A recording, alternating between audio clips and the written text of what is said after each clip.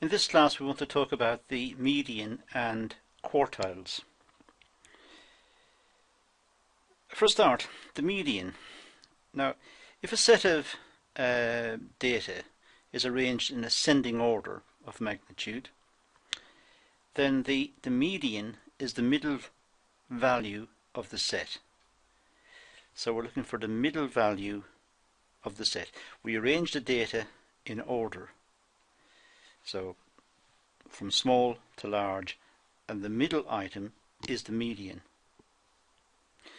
The median, I'll just put the cursor onto the screen. The median here is given by this formula. It's half the number of items in our set. So let's say we've got 10 numbers. 10 numbers plus 1 is 11 numbers. Half of 11 is 5.5. So the 5.5th item is the median. Now I know there isn't a 5.5 item. There's a number 5 and there's a number 6, but it's the one in between would be the median. We'll see how that works out in a second. Essentially what we're doing is just looking for the middle number when we organize in sequence. So let's look at this set here. Find the median of the following set of scores. So we've got 18, 20, 23, 20. So it's small, larger, larger, small, larger, larger, small, smaller again, and very large. So we have this set of numbers. Now the first thing we do is organize them. Here's the solution. We organize them in ascending order. So 18, 20, 20, 23, 23, 23, 24, 27, 29. So there are 9 values. 1, 2, 3, 4, 5, 6, 7, 8, 9 in the set. So there are 9 values in the set. Now we need to find the median. So there's our set of numbers, the ones we've just had. The median, as I said earlier, is given us by this formula. Very simple formula. We take the number here, which is 9 in our case. 9 plus 1, which is 9 plus 1 divided by 2, which is 10 divided by 2, which is the 5th value. Now, the 5th value we count along. 1, 2, 3, 4, 5. So the median value, the middle value, is 23. That's all we do to work out a median, just to get the middle value. I think that's fairly straightforward. Now for quartiles, this is a term you may not be familiar with. A quartile is just quarters. The median dealt with half. It was the middle term, so there was 50% on one side and 50% on the other side. Quartiles, 25% and 75% on the other side. If you have 2 quartiles, it will be a half, 25% and 25%. 3 quartiles, 75%. So it's worked out the same way. Here's our set of numbers again. Now the data is arranged in ascending order of magnitude. Then the lower quartile, that's the first quartile, Q1 here. The first quartile is the median of the lower half of the set. So it's the median of the lower half of the set. So the first quartile is a quarter. It's the same formula almost, except now we've got a quarter. N is the number of values, so it's almost the same as we had just a moment ago. So the lower quartile would be, again, we've got 2, 4, 6, 8. We've got 9 items here, 9 values. So 9 plus 1, 10, divided by 4. 9 plus 1 divided by 4, so 10 divided by 4. So it's the 2.5th value, difficult to say. So it's the 2.5, it's even more difficult to say, value. Okay, so what we've got here is we need to go to 2, the 1, 2, and it's in here. It's in between those two.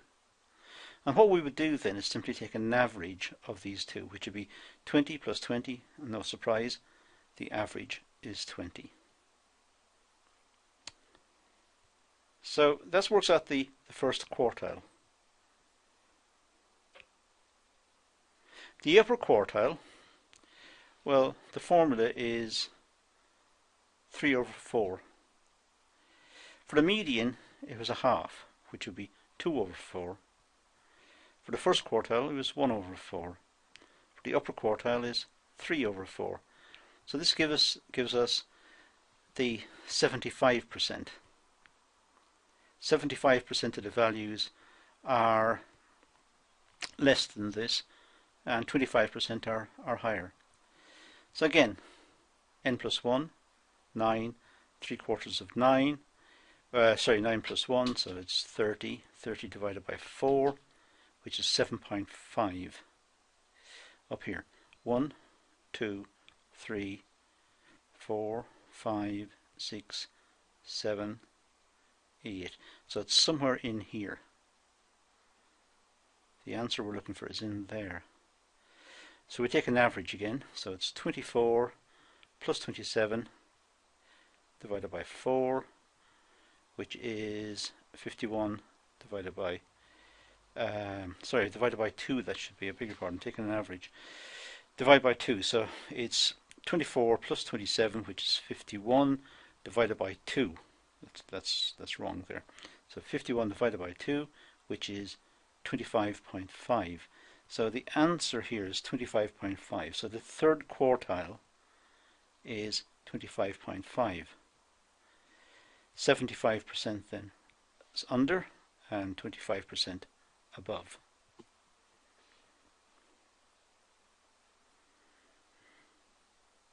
Then we have something called the interquartile range. Some people use this. It's the upper quartile minus the lower quartile. So it would be Q3 minus Q1. The advantage of this is it cuts out the extremes. It knocks off the ends. So when you have a set of data, some of the extreme values might be what's sometimes known as outliers, just anomalies. So they just knock them off. So to do that, you would use the interquartile range. The interquartile range is more useful measure of spread than the range, as it describes the middle 50% of the data values. So it goes for the middle 50%. So it knocks off any extreme values. If you had the range would be, in this case, 29 minus 18. But that's including the extreme values. The interquartile range knocks that off, takes Q3 minus Q1, and that tells us what the interquartile range is. It depends on what you're using the data for, it depends on what you're trying to establish, but it may be a statistic. Okay, we won't dwell on that too much, just leave it. Here's a pictorial representation of this. The quartiles divide the set of measurements into 4 equal parts.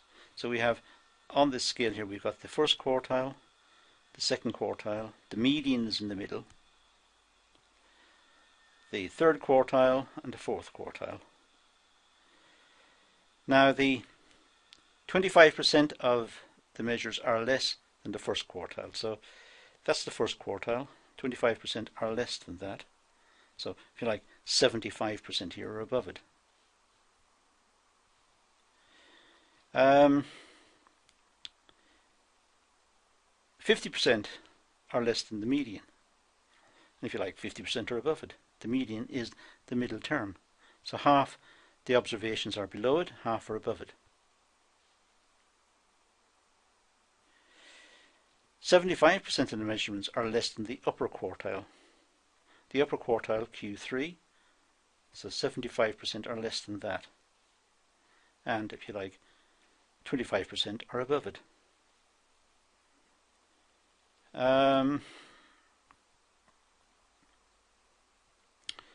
50% of measurements are between the lower quartile and the upper quartile. That's the semi-interquartile range I was talking about earlier. So that would be the semi-interquartile range. 25% down here knocked off. We don't count those, and we don't count the top 25% because they may contain some extreme values, some anomalous values. So to get some picture of how this data is ironing out, sometimes, as I said, researchers for various reasons knock off the bottom 25%, the top 25%, looking at the interquartile range. I've just moved that, put it back, there you go. Right, the median is n, and that's all we need to know. So we've established some idea of what a quartile is. A quartile is a quarter. It's 25%. So Q1, the first quartile, the lower quartile, 25% of the observations are below it.